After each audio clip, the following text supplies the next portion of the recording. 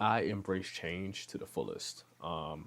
This world's going to constantly change, and we're here for a very small percentage of this world's lifespan. We can't expect it to be the same how it was 10 years ago, 20 years ago, 25 years ago. I'm only 28. I haven't even been here for that long. And it kind of, it's a, people that's my age that complain about a time period where they weren't even here always kind of seems odd to me. Live in the present. I think everybody should enjoy their generation, enjoy what they grew up with, enjoy what they had, but still be able to keep moving forward and embrace change and be able to change. Because when you don't change, that means that you stop growing. You gotta put yourself in uncomfortable situations in order to grow. And I feel like if you're gonna be hating AI, you're kind of blocking yourself from embracing that change to be able to see something new, you know, unfold into this world. So peeps, welcome back to another video of me. I don't have an intro. Crazy, welcome to Crazy Motion Pictures. Yeah, it's like all part of the rebranding process and so on and so on.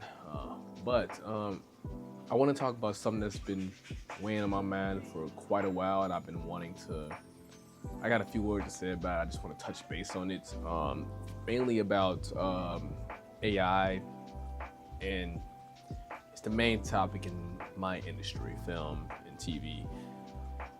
And you know, I just feel like a lot of people these days who genuinely, specifically, this may trigger some people, but specifically people who like overly hate AI and like are extremely against it. Like I get the harm of it. I do get the harm of it, but I'm also aware that it's not technically new. It just like recently hit the mainstream. And what I mean by that is growing up in the early 2000s, I heard AI all the time in the movies. I've always heard AI thrown around here and there. We watched movies that came out in the 90s that were talking about AI. And I feel like a lot of people these days that like generally hate AI don't fully understand AI, you know? And I'm a person that just loves to, go back to the drawing board, learn, sit down and be a student, learn some more, learn all about what I am professionally doing or what am I curious about, just anything in life. I'm usually just a curious person, just want to know what's going to happen with the future, with whatever this is. I want to know more about it. I want to discover. And the same thing with AI. And I was like, I feel like I just had this gut feeling in my stomach that it's been around longer than we think. And I feel like people that just hate it today are unaware of that. They just think, a couple years ago, AI just didn't exist at all. Damn, boom, here's AI. Like it just kind of appeared. No, this is like a thing that's been building for years and years and years, even going back to the 1600s. Like seriously. So, an article that I discovered from tableau.com, tableau.com,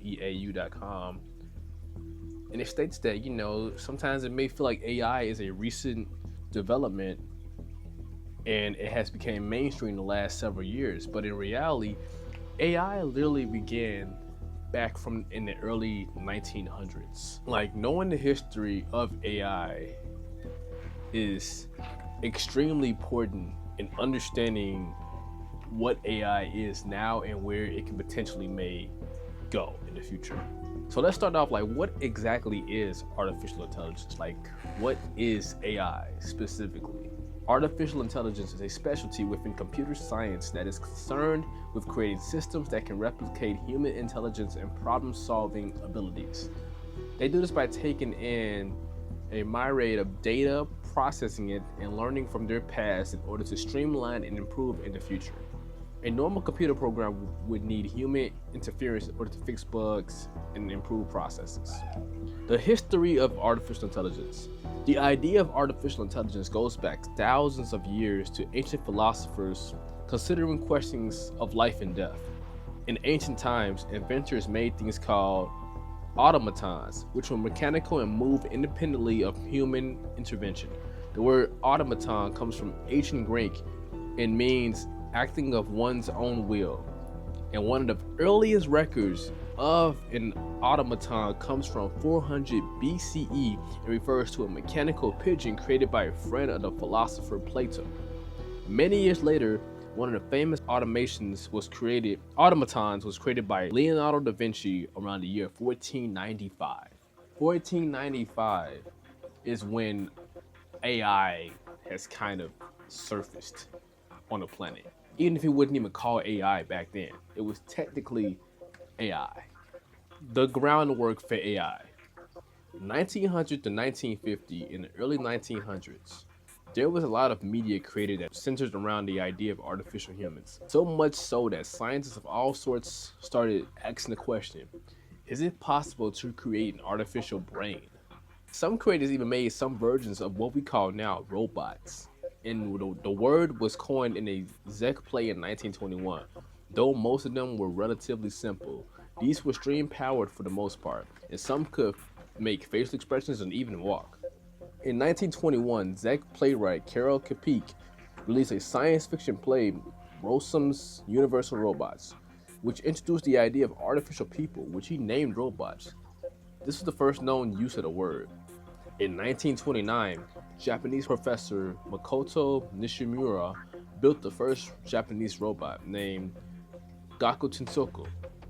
In 1949, computer scientist Edmund Callis Berkeley published the book Giant Brains on Machines That Think, which compared the newer models of computers to human brains.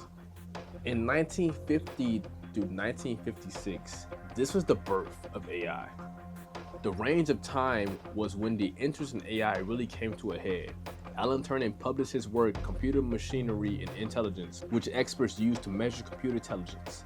The term artificial intelligence was coined and came into popular use. In 1950, Alan Turing published Computer Machinery and Intelligence, which proposed a test of machine intelligence called the imitation game. In 1952, a computer scientist named Arthur Samuel developed a program to play checkers, which is the first to ever learn the game independently. In 1955, John McCarthy held a workshop at Dartmouth on artificial intelligence, which is the first use of the word and how it became more popular in today's usage. 1957 to 1979, this is when AI started maturing more. The time between the phrase artificial intelligence was created and the 1980s was a period of both rapid growth and struggle for AI research. The late 1950s through the 1960s was a time of creation, from programming languages that are still in use to this day to books and films that explore the idea of robots. AI became a mainstream idea quickly. The 1970s showed similar improvements, such as the first anthropomorphic robot being built in Japan to the first example of an autonomous vehicle being built by an engineering grad student. However, it was also a time of struggle for AI research, as the US government showed little interest in continuing to fund AI research. Notable dates include 1958, John McCarthy created Lisp, acronym for Lisp Processing, the first programming language for AI research, which is still in popular use to this day. 1959, Arthur Samuel created the term machine learning when doing a speech about teaching machines to play chess better than the humans who programmed them. In 1961, the first industrial robot, Unimate, started working on an assembly line at General Motors in New Jersey, tasked with transporting die casings and welding parts on cars, which was deemed too dangerous for humans. 1965, Edward Figgeborn and Joshua Lederberg, I'm butchering these names, created the first expert system, which was a form of AI programmed to replicate the thinking and decision-making abilities of human experts. 1966, Joseph Weizenbaum created the first chatterbot, later shortened to chatbot. Sound familiar? Eliza, a mock psychotherapist that used natural language processing, NLP, to converse with humans. 1968. No, before we even get to 1968, chatbot Eliza. 1966 was the first Chat GPT, the first. And it's 2025 now. So that was 10, 20, 30, 40.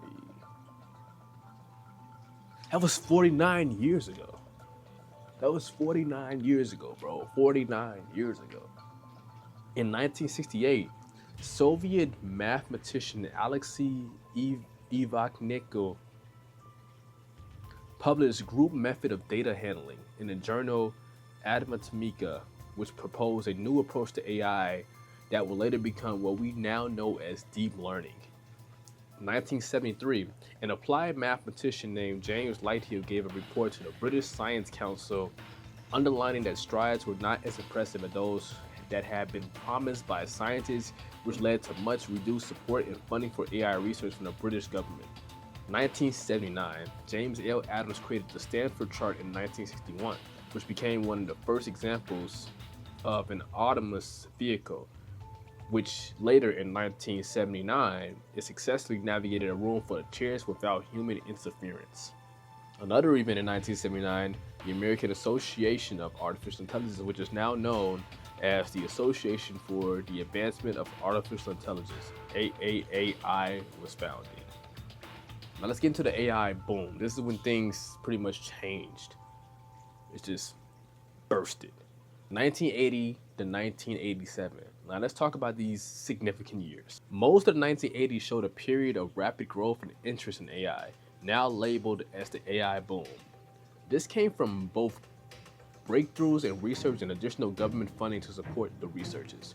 Deep learning techniques and the use of expert systems became more popular, both of which allow computers to learn from near mistakes and make independent decisions. Notable dates from this time period include the following. 1980, first conference of the AAAI was held at Stanford. 1980, the first expert system came into the commercial market known as XCon, Expert Configurer.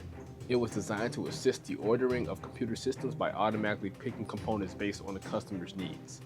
1981, the Japanese government accoladed $850 million, over $2 billion in today's money, to the 5th generation computer project. Their aim was to create computers that can translate, converse in human language, and express reasoning on a human level. 1984, the AAAI warns of an upcoming AI winter, where funding and interest would decrease and make research significantly more difficult. In 1985, an autonomous drawing program known as Aaron is demonstrated at the AAAI conference. In 1986, Ernst Dickmann and his team at Bundeswehr University of Munich created and demonstrated the first driverless car, or robot car. We're just seeing these Teslas now in 2025.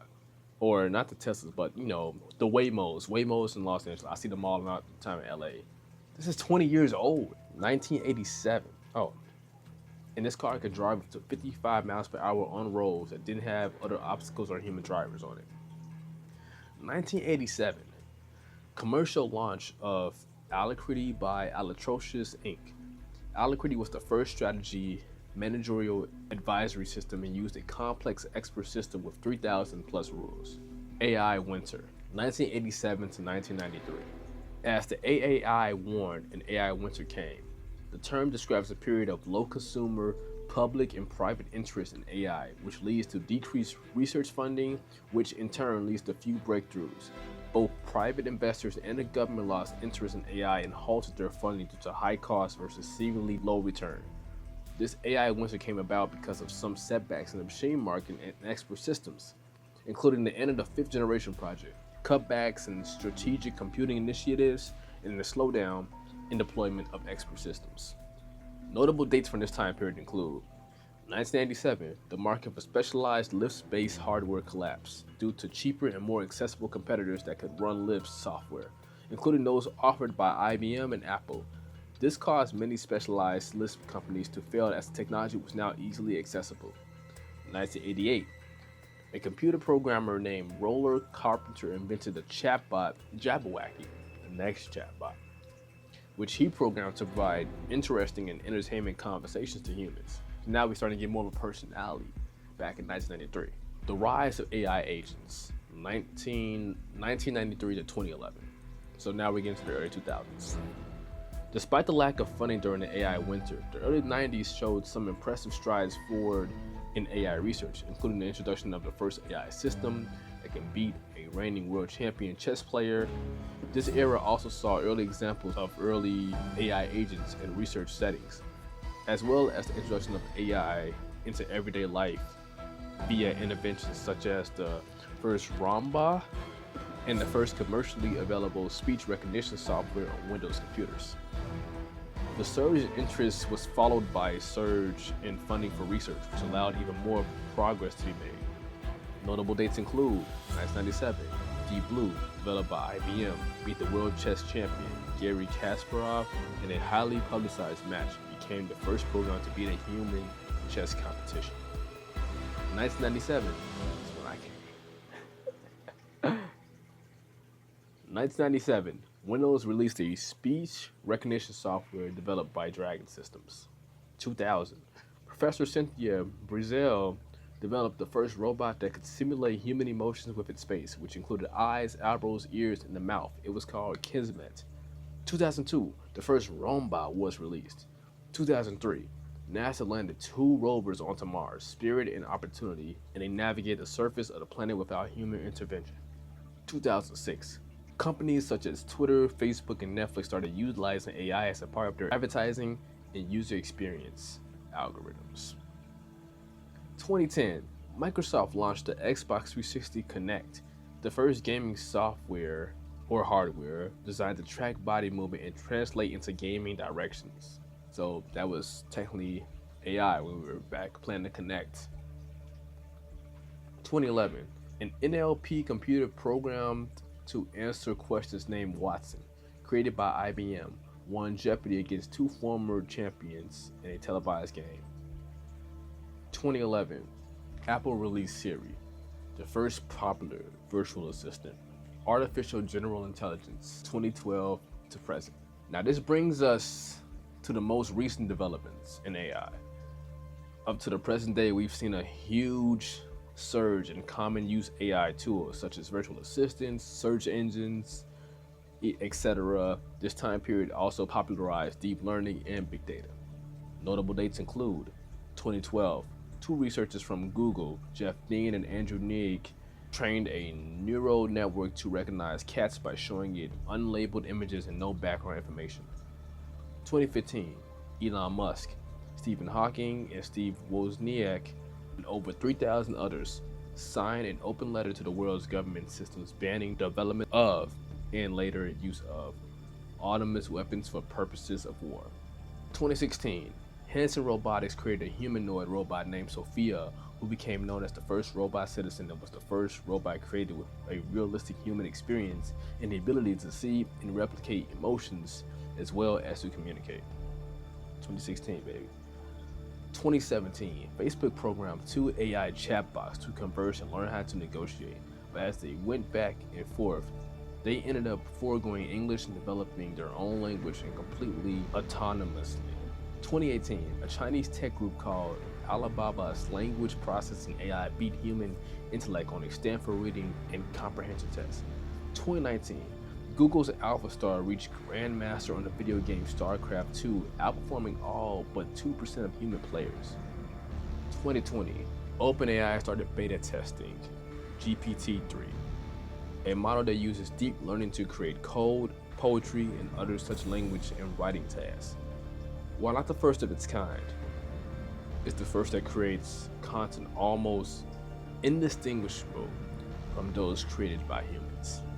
2021, OpenAI developed DALL-E, which can process and understand images enough to produce accurate captions, moving AI one step closer to understanding the visual world.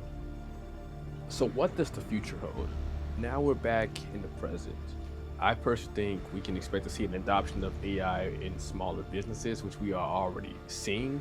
Changes in the workforce, eliminating and creating jobs, more robotics, autonomous vehicles, and a lot more.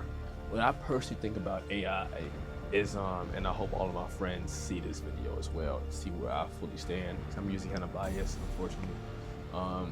I'm excited for AI. I'm excited for the future. I embrace change to the fullest. This world's going to constantly change, and we're here for a very small percentage of this world's lifespan. We can't expect it to be the same how it was 10 years ago, 20 years ago, 25 years ago. I'm only 28. I haven't even been here for that long, and it's people that's my age that complain about a time period where they weren't even here. Always kind of seems odd to me. So if you're my age, 28, and you're hating AI and wishing for a time, I hear them say, "Oh yeah, I wish before AI, it was back to when I was watching box TVs or doing whatever." I grew up with technology. I will admit that, and I know everybody grew up a little differently, but live in the present. I think everybody should enjoy their generation, enjoy what they grew up with, enjoy what they had, but still be able to keep moving forward and embrace change and be able to change. If you don't change, then means that you stop growing. You gotta put yourself in uncomfortable situations in order to grow. And I feel like if you're gonna be hating AI, you're kind of blocking yourself from embracing that change to be able to see something new, unfold into this world. That's my final thoughts on AI. And for somebody, I hope this was extra knowledge for somebody that wasn't as knowledgeable on AI. I was reading this article, and I was learning just like you are watching this video. So I hope you took something away from this video. I hope I was able to say something, and the more I learn about AI, the more I do some research, because it's a very interesting topic to me. I will share more and make more videos about it moving forward. But yeah, until next time.